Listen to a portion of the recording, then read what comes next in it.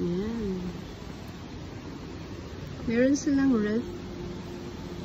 Yan, pwede mo siyang lagyan ng pagkain. Yan sa amin yan. Yan, mga karne, tsaka mga gulay. Dito naman, kung gusto mo maglagay ng ice, ito naman yung ice namin. Free lang niya siya. Free lang to.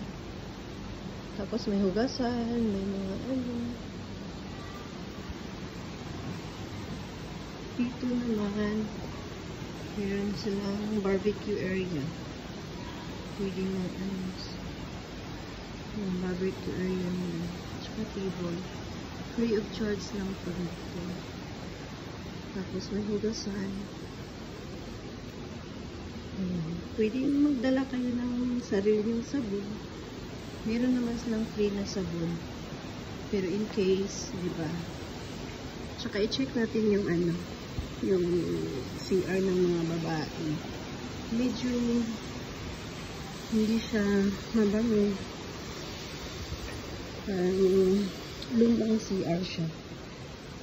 Tsaka meron naman isang ano dito na may washlet. Ito yung ano. Yan, CR. Meron naman washlet.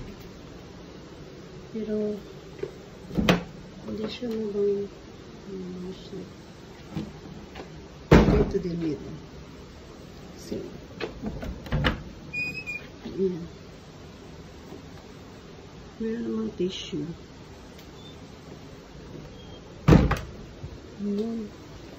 May sabon. Ito yung CR. Ayan. Dining area. Dito.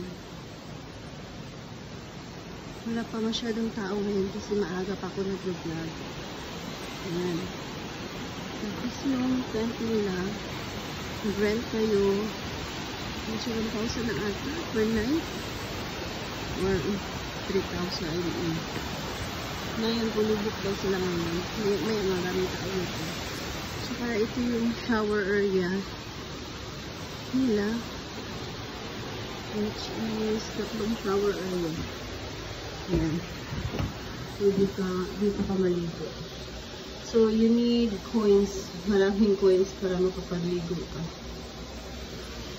Ayan. 3 minutes, 200 yen. Yung shower. Coins na. Lagyan niyo ng coins. Saka dito kayo magbihis. Ayan. Yung shower nila para cold lang ata. Hot and cold ba?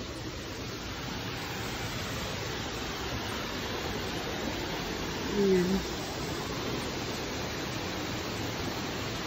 Ayan, thank you guys. Nandito kami sa Kinamora Camp. Nasa Ikama. Thank you.